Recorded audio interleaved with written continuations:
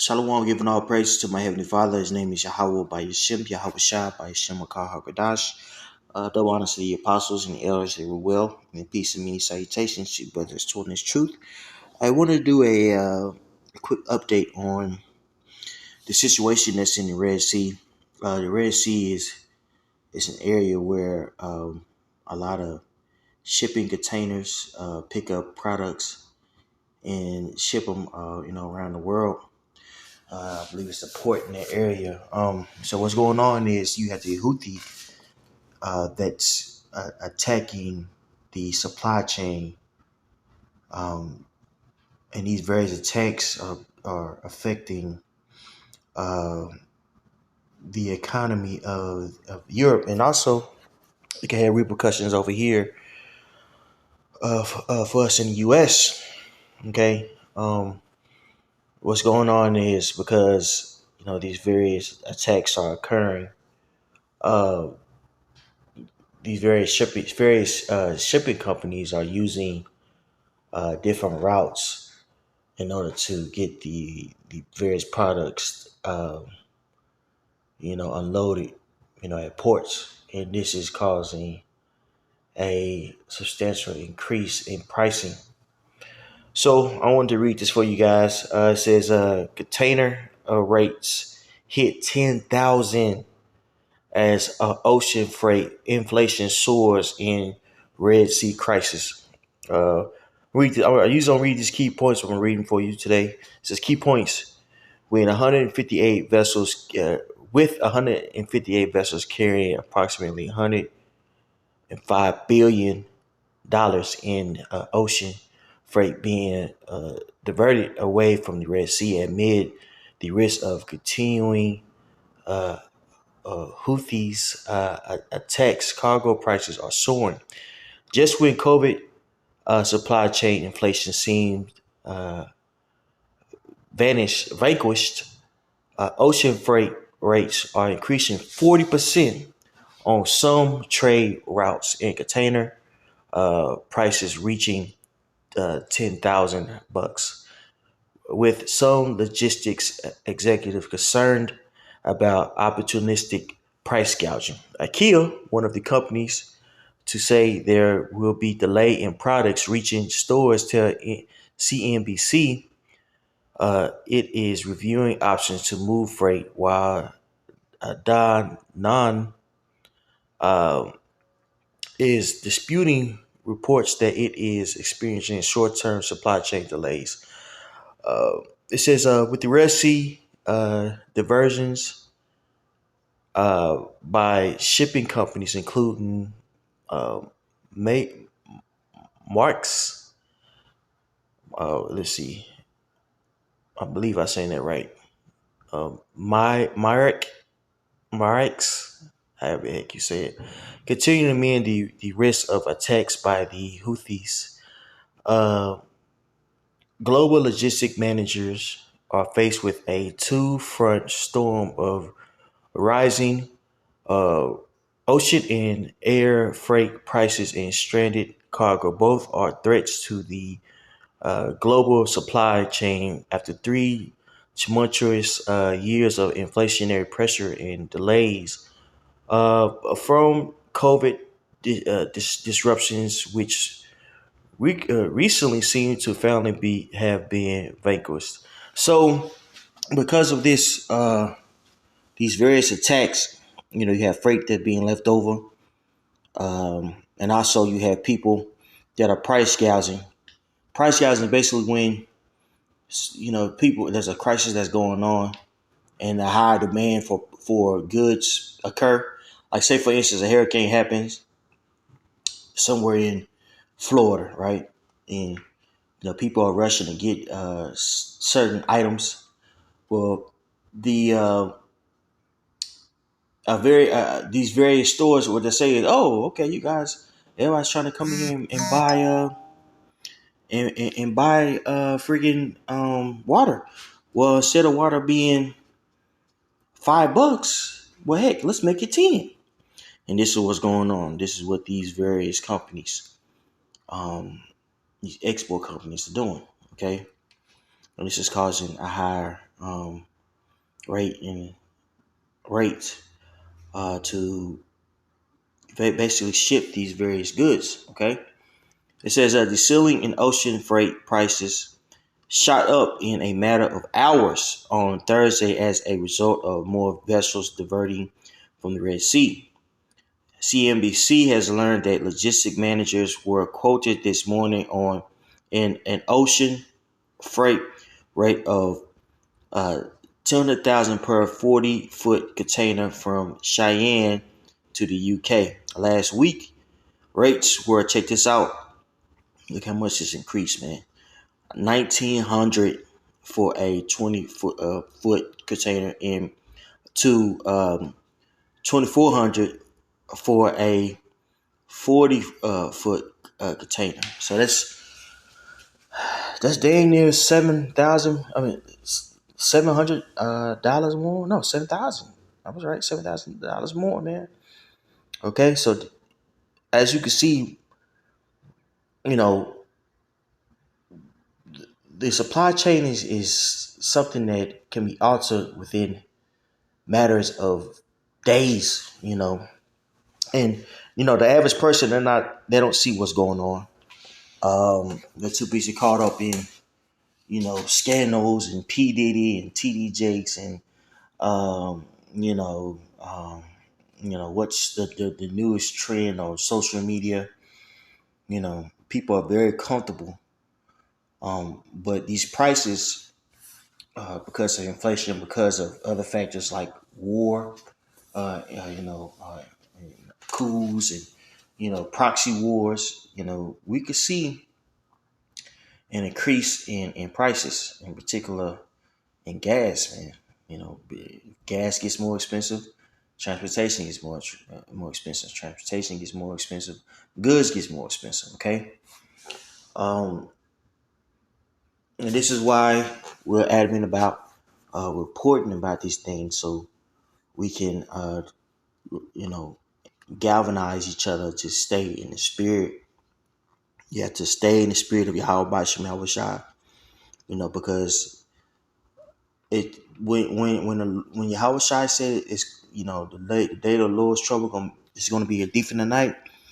We're going to look at one day and these prices are going to be astronomical, or it could be war. It could be so many factors, because that's how the Lord issue our judgments. There's numerous factors that play a key part into a nation, uh, you know, eventually being toppled. Okay, so let's get to the scriptures. First Thessalonians 5:1. But of the times and of the seasons, brethren, ye have no need that I write unto you, for yourselves know perfectly that the day of Yahweh by Yeshua Yahushua shall cometh as a thief in the night. And people want to say they want to see the day of the Lord, but they don't understand what the day of the Lord is. Amos, the 5th chapter 1.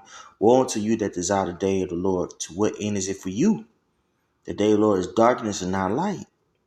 There's going to be a lot of trial and times that we're going to see in the near future.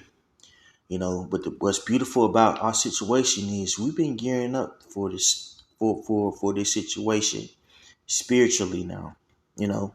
Even if you came in 6 months ago, that's you're spiritually been getting yourself ready for 6 months versus somebody who's in the world who thinks that it's going to go on. This place is going to go on forever, right? It's madness. Okay. For yourselves know perfectly that the day of the Lord so cometh as a thief in the night. For when they shall say peace and safety, then sudden destruction cometh upon them as travail upon a woman with child, and they shall not escape. But ye, brethren, are not in darkness, that day should overtake you as a thief. You see that? So we aren't you know like these people in the world, who are naive and listen to, everything that, the media tells us. We have that eye salve that was given to us by Yahweh, by Shem Shah. We see through the madness, okay? We see through the propaganda. And the huge way that we see that is keeping up with current times. Okay, keeping up with various wars and things of that nature. War produces a lot of things. War can produce famine. War can produce the misplacement of millions of people. We see that going on in uh in Palestine. Okay, war could cause you know dire famine, pestilence. Okay, all these things are being amplified because it's in the latter days. But people over here in the U.S. they don't see what's going on because they're living a life of decadence, a life of ignorance, and ultimately a life of sin. Okay, but we aren't these people, right? We have a chance to get it together and repent, and that's a blessing from Yahweh Bashim Habashai. Although this life is hard on us. It's life. It could really weigh you down. It could really weigh you down. The daily affairs of life. That's why listening to brothers fellowshipping, being active with reading and doing your lessons. It gives you that perspective that you need to have to keep going. It gives you a broader sense, of of the world. It was really, not to digress too much. It gives you a perspective of a king. We have perspectives of kings. Okay, to have a world view. All right, and this is what we have to focus on, the brothers that are like-minded, because the rest of these people, they're gonna get consumed. Okay, verse 4. But ye, brethren, are not in darkness, that day should overtake you as a thief. You are the children of the light and the children of the day. You are not of the night nor of darkness. Therefore let us not sleep as do others, but let us watch and be sober. Okay, so we have to watch and be sober. Stay on our watch. Because this world could easily distract you, man. Especially that woman. That's the biggest thing, biggest hot topic now. The misconduct of these women. And all these women, they see that they can capitalize off of, their misconduct. And so they post a lot of videos that are outrageous. It's actually a term called outrage marketing, where they say outlandish stuff so they can get people to do research on who they are, and so they could get people to join their OnlyFans. Like case in point, Joe Parker Jr. wife. That was all orchestrated, and it worked beautifully. Or wickedly, I should say, however you want to say it. All that I like to say this, all that is a big distraction. Okay, all right. Keep the main thing the main thing. You know what I'm saying? Because judgment is about to occur. It's very close, like Sirach 9:1. Matter of fact, excuse me. It's actually second Esdras 9:1. But I went to Sirach. Sirach 9:1. I said Sirach again. Second Esdras 9:1. He answered me then and said, measure thou the time diligently in itself. And when thou seest parts of the signs past, which I have told thee before, then shalt thou understand that it is the very same time when the highs will begin to visit the world which he made. And Yahweh gave us a understanding of what we're going to see before the day of the Lord. He said war, pestilence, things of that nature, false prophets. Okay. All these things we are seeing in the earth right now. I got to get it. Okay. And all this is an indicator of what the times that we are living in, man. Okay. All right. Let's read up. It says Matthew 24:3. And as he sat upon the Mount of Olives, the disciples came unto him privately, saying, tell us, when shall these things be? And what shall be the sign of thy coming in the end of the world? And Yahushua answered and said unto him, Take heed that no man deceive you. For many shall come in my name, saying, I am Mashiach, and shall deceive many. And ye shall hear of wars and rumors of wars.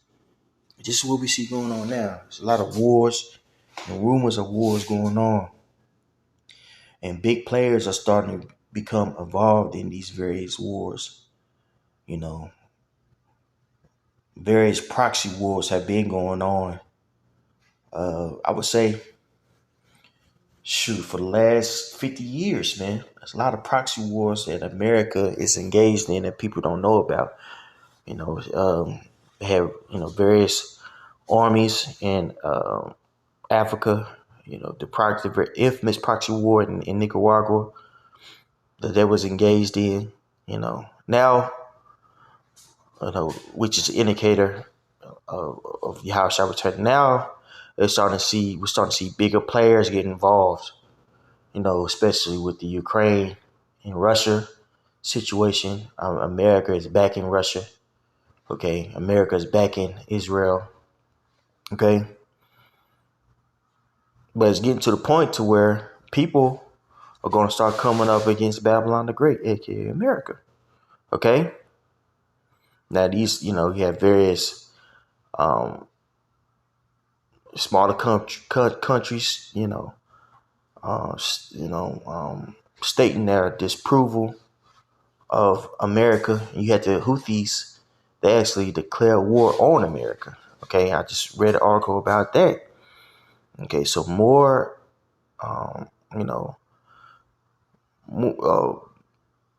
more wars are to occur, but bigger countries are to become involved in these various wars, which is going to culminate to World War III, which is going to create a lot of destruction. And before that destruction, that great destruction of fire, it's going to cause a lot of pestilence, famine, displacement of a lot of people.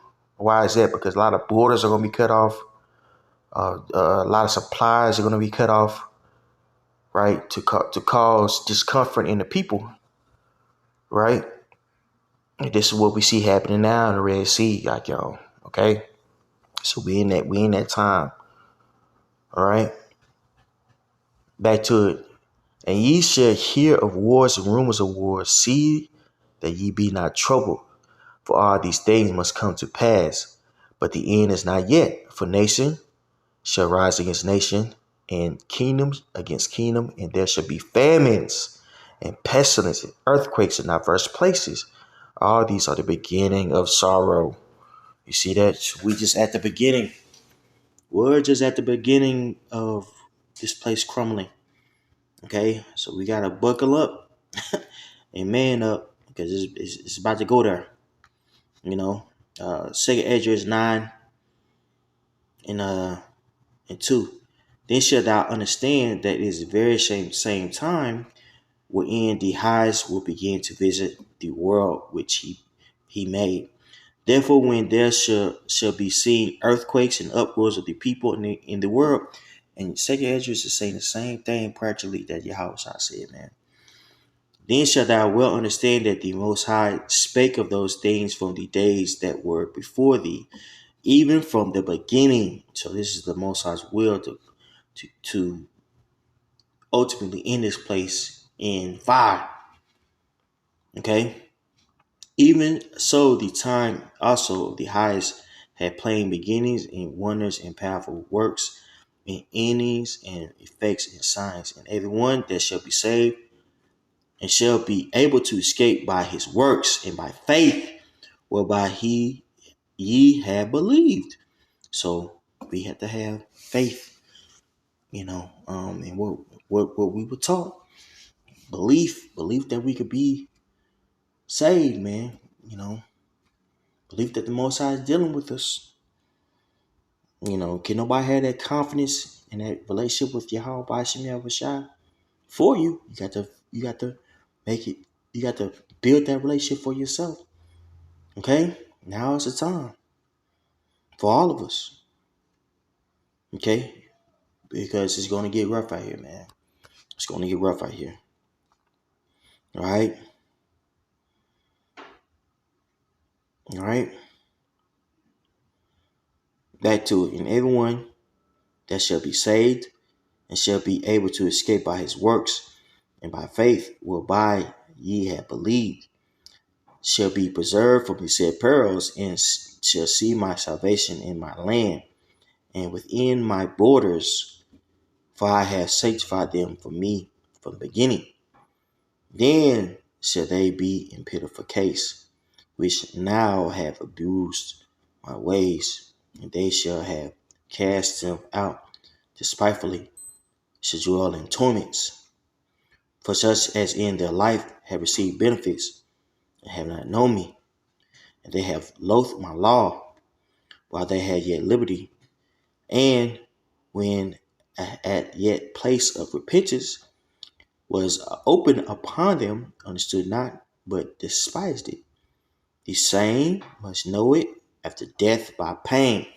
So, all these guys that fell out the truth, family members that scoffed against you, that came against you, when they actually see all the things that you were trying to profess to them occur, war, famine, destruction, you know what I'm saying? All these things, it's going to be too late for them. They're going to be in a pitiful case. They're going to be running to the enemies, and the enemies are going to chop them down. When the time comes, a lot of you so-called Negro Latino Native Americans, you're going to be running to Esau Edom, and Esau Edom going to mow your ass down. He's going to mow you down. Okay? But we have the understanding, like, all we got to do is just keep fighting, brothers. Shalom.